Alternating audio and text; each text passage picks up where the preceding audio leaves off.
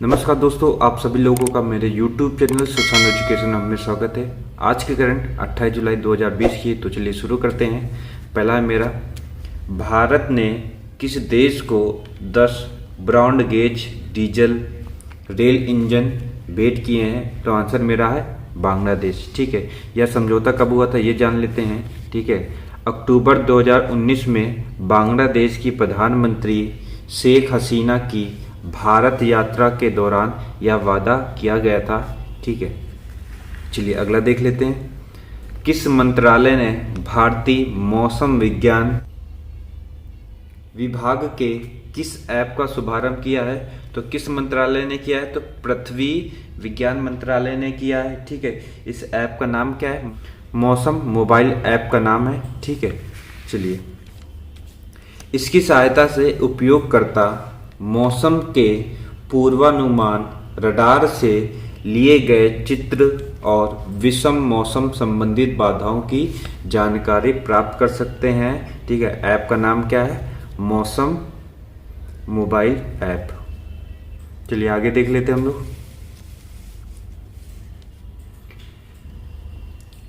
ये इंपॉर्टेंट है। ठीक है, कौन सा लड़ाकू विमान का पहला बेड़ा फ्रांस से भारत के लिए रवाना हो गया है? तो विमान का नाम क्या है? ठीक है, राफेल है, नाम याद रखिएगा। और कितने आए हैं वो जान लेते हैं। ठीक है, इनमें से 5 विमान 29 जुलाई 2020 को भारत पहुंचेंगे। ठीक है, चलिए अगला पॉइंट है, इन विमानों के तत्काल हरियाणा के अंबाला में वायुसेना की 17वीं बटालियन में आधिकारिक रूप से शामिल किया गया।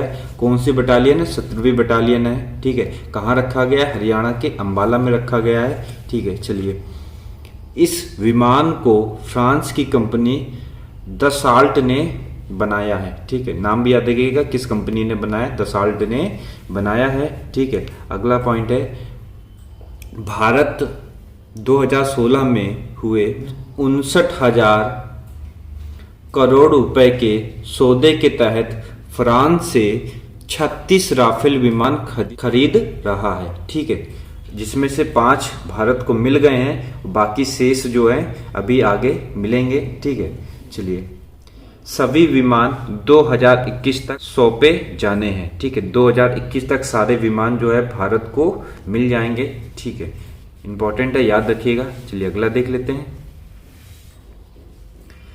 किस राज्य सरकार ने निशुल्क फेस मास्क वितरण की योजना शुरू की है? तो आंसर है तमिलनाडु। ठीक है, चलिए आगे देख लेते हैं।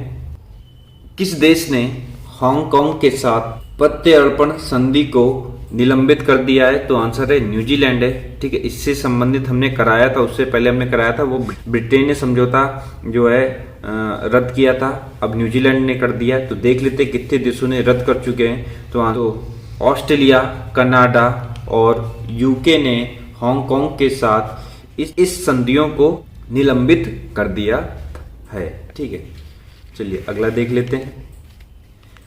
भारतीय मानक ब्यूरो के मोबाइल ऐप BIS केयर का शुभारंभ किया है या किससे संबंधित है? तो ये जो ISI चिन्हित और हॉलमार्क वाले उत्पादों की प्रामाणिकता, ठीक है, जांच करने के लिए इस ऐप को शुरू किया गया है। किसने शुरू किया है? भारतीय मानक ब्यूरो ने किया है। ठीक है, ऐप का नाम है BIS केयर। ठीक है, चलिए ग्राहक इसका उपयोग शिकायतें भी दर्ज कर सकते हैं। चलिए अगला है, विश्व हेपेटाइटिस दिवस कब मनाया जाता है? तो आंसर है 28 जुलाई को मनाया जाता है। ठीक है, किस उपलक्ष्य में मनाया जाता है ये भी हम लोग जान लेते हैं। इस दिन नोबेल पुरस्कार विजेता डॉक्टर बारुख ब्लमबर्ग की जयंती के रूप में मनाया जाता है, जिन्होंने हेपेटाइटिस बी वायरस की खोज की थी। ठीक है, इसकी इस बार हेपेटाइटिस की थीम क्या थी? तो हेपेटाइटिस मुक्त भारत। ठीक है, थीम भी पूछ लेता है, ये भी याद रखिएगा। ठीक है, चलिए हम लोग हेपेटाइटिस क्या होता है इसके बारे में जान लेते हैं। हेपेटाइटिस से होता क्या ये जान लेते हैं। हेपेटाइटिस से लीवर में क्या है, सूजन आ जाती है, जिसकी वजह से कई बीमारियां उत्पन्न हो जाती हैं। ठीक है, जिससे इंसान की मृत्यु भी हो जाती है। ठीक है, हेपेटाइटिस को 5 भागों में बांटा गया है, hepatitis A, B, C, D, E. ठीक है, हेपेटाइटिस बी और सी की वजह से 1.4 मिलियन लोगों की मौत हो जाती है। ठीक है, तो WHO का उद्देश्य है कि हेपेटाइटिस को जो 2030 तक समाप्त करना है पूरे विश्व से। ठीक है, चलिए आगे देख लेते हैं।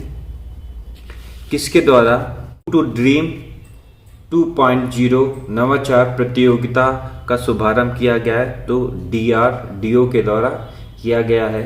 ठीक है, तो इसका फुल फॉर्म क्या है? Defence research development organisation. ठीक है, इसके अध्यक्ष कौन है? ये सिवान है। ठीक है, चलिए अगला देख लेते हैं। ओलिविया डी हैविलैंड का निधन हुआ है। ये कौन थी? ये अभिनेत्री थी। ठीक है, इनको जो है 2 बार ऑस्कर अवार्ड से सम्मानित किया जा चुका है। सन 1946 में फिल्म आई थी इनकी टू ईच हिज ओन के लिए। ठीक है, और 1949 में फिल्म आई थी द आयरिश के लिए ऑस्कर पुरस्कार जीता था। ठीक है, चलिए अगला देख लेते हैं। विश्व प्राकृतिक संरक्षण दिवस कब मनाया जाता है? तो आंसर है 28 जुलाई को मनाया जाता है। ठीक है, चलिए अगला है मेरा। केंद्र सरकार ने 27 जुलाई 2020 को कितने चीनी ऐप्स पर प्रतिबंध लगा दिया है? तो 47 ऐप पर प्रतिबंध लगा दिया है। ठीक है, चलिए इससे संबंधित पॉइंट देख लेते हैं। यह सभी 47 ऐप जो पहले बैन हुए 59 ऐप के क्लोन है। ठीक है, इस तरह भारत सरकार अब तक 106 चीनी ऐप पर प्रतिबंध कर चुकी है। ठीक है, चलिए अगला देख लेते हैं। फ्रांस के कैनिस में ओलंपिक के 5 छल्लों की ओरिजिनल ड्राइंग नीलामी में कितने यूरो की बिकी? ठीक है, तो 1,85,000 यूरो की बिकी। ठीक है, और 1 यूरो बराबर 88 रुपए होता है। इससे संबंधित पॉइंट देख लेते हैं। इसे 1912 में ओलंपिक के फाउंडर पियरे द कुबर्टिन ने बनाया था, जिसे 1913 में सार्वजनिक किया गया था। ठीक है, चलिए अगला देख लेते हैं। BCB बांग्लादेश क्रिकेट बोर्ड, ठीक है, ने तेज गेंदबाज काजी अनिक इस्लाम पर कितने साल के लिए बैन कर दिया है? तो आंसर है 2 साल के लिए बैन कर दिया। ये किसके लिए खेलते थे? बांग्लादेश के लिए खेलते थे। ठीक है, चलिए अगला है। DRDO ने कोविड रोगियों के लिए 2 अस्थायी अस्पताल कहाँ स्थापित किए हैं? तो आंसर है बिहार में किए हैं। चलिए अगला है। भारतीय रेलवे पहली विद्युतीकृत डबल स्टैक कंटेनर सुरंग का निर्माण कहाँ कर रहा है? तो आंसर है हरियाणा के सोहना में कर रहा है। ठीक है, चलिए अगला है। SCO बैठक में भारत का प्रतिनिधित्व किसने किया? तो आंसर है डॉक्टर हर्षवर्धन ने किया। ठीक है, SCO का फुल फॉर्म क्या होता है? Shanghai corporation organisation. ठीक है, इसका फुल फॉर्म है। इसकी स्थापना 2001 में हुई थी। इसका मुख्यालय कहाँ पे? बीजिंग में है। ठीक है, और डॉक्टर हर्षवर्धन जो है स्वास्थ्य मंत्री हैं भारत के। ठीक है, चलिए अगला है। किस राज्य सरकार ने नौकरी चाहने वालों के लिए वेबसाइट लॉन्च की है? तो आंसर है दिल्ली सरकार ने की है।